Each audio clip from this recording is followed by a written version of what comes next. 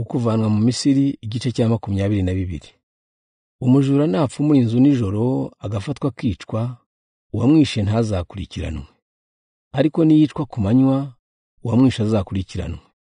Umujura agomba kuriha icyo yibye, yaba adafite icyo kuriha akagurishwa kugira ngo icyo yibye kirihwe.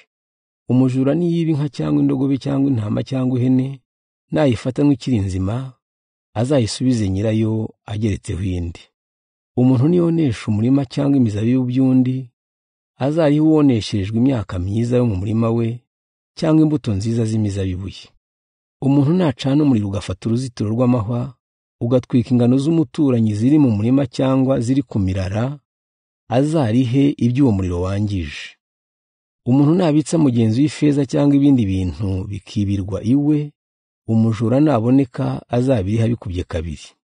Umujura nataboneka, uwabikijwe ibyo bintu azashyikirizwa abacamanza barebe ko atari we wabyibye. Ku byerekeye imanza z'amahugu zose, ari inka cyangwa indogobe cyangwa intama cyangwa ihene cyangwa imyambaro cyangwa ikindi kintu cyose cyatakaye, ababuranyi bazasanga abacamanza, maze uzatsindwa azahe mugenzi we icyo baburana agikubye kabiri. Umuntu naragize undi tungo iryo ari ryo ryose, yaba indogobe cyangwa inka cyangwa intama cyangwa ihene, rigapfa cyangwa rikavunika cyangwa bakaryiba ari ntawe ureba, icyo kibazo kizakemurwe gitya: uwariragiye azarahire mu izina ry'Uhoraho ko ntacyo yatwaye itungo rya mugenzi we, nyiraryo azabyemere, maze undi ye kugira icyo arihishwa. Ariko niryibirwa iwe azahe nyiraryo indishyi.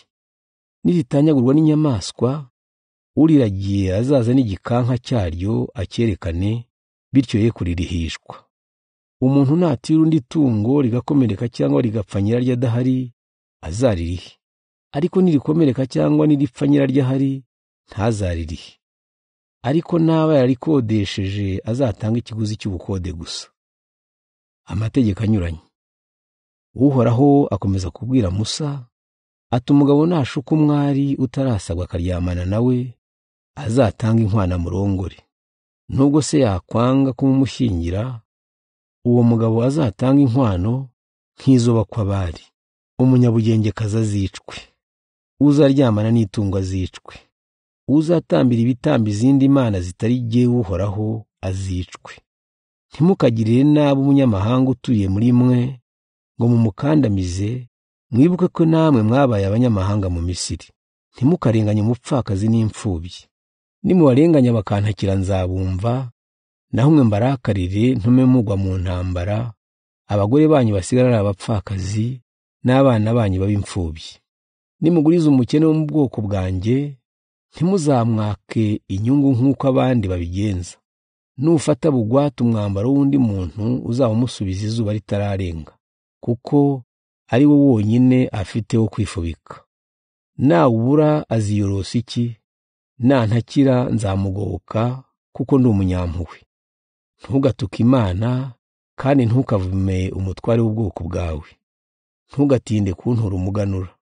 Uzantura umuhungu wawe w'imfura, uzabigenza utyo no ku buriza bw'amatungo yawe. Buzagumane na nyina iminsi 7, kuwa 8 ubunture. Muzambera abaziranenge. Ntimuzarya inyama z'itungo ryishwe n'inyamaswa, muzazigaburira imbwa.